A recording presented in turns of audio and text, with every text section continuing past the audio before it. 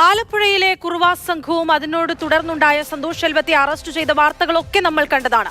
കുറുവാസ് സംഘത്തിന്റെ പേരിൽ തെറ്റായ വീഡിയോകൾ പ്രചരിപ്പിച്ച് ജനങ്ങളെ ഭയപ്പെടുത്തരുതെന്ന് പോലീസ് മുന്നറിയിപ്പ് നൽകുകയാണ്.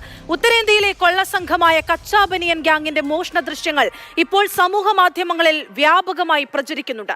അതേസമയം കുറുവാസ് സംഘാംഗങ്ങളെ പിടികൂടാൻ ആലപ്പുഴ പോലീസ് അതിർത്തി ഗ്രാമങ്ങളിൽ ഇപ്പോഴും അന്വേഷണം തുടരുകയാണ്.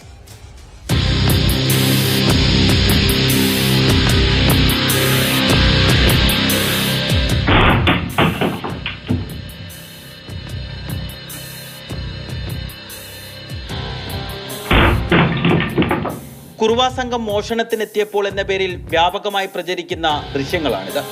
കഴിഞ്ഞ ജൂണിൽ നടന്നതെന്ന് വീഡിയോയിൽ വ്യക്തമായിരിക്കെ കഴിഞ്ഞ ദിവസത്തേതെന്ന പേരിലാണ് സമൂഹ മാധ്യമങ്ങളിൽ ഷെയർ ചെയ്യപ്പെടുന്നത്.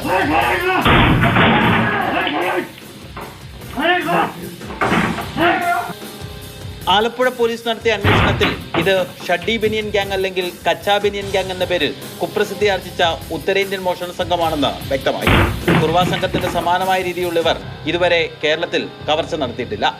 അതേസമയം കഴിഞ്ഞ ദിവസം കുണ്ടന്നൂർ പാലത്തിനടിയിൽ നിന്ന് പോലീസ് സാഹസ്യമായി പിടികൂടിയ കുറുവാക്കള്ളൻ സന്തോഷ് ശെൽവത്തെ 4 ദിവസം കസ്റ്റഡിയിൽ ചോദ്യം ചെയ്തെങ്കിലും അന്വേഷണ സംഘത്തിന് കാര്യമായ വിവരങ്ങളൊന്നും ലഭിച്ചില്ല. അതുകൊണ്ട് തന്നെ കസ്റ്റഡി കാലാവധി അവസാനിക്കുന്നതിന് 1 ദിവസം മുൻപേ സന്തോഷിനെ കോടതിയിൽ ഹാജരാക്കി. സത്യമെല്ലാം കാമാക്ഷി ദേവിയോട് മാത്രമേ പറയുള്ളൂ എന്നാണ് കള്ളന്റെ നിലപാട്.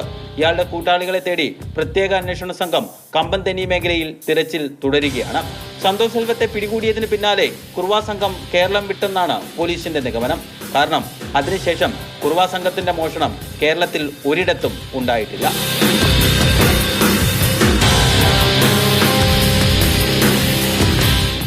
മാതൃഭൂമി ന്യൂസ്, ആലപ്പുഴ.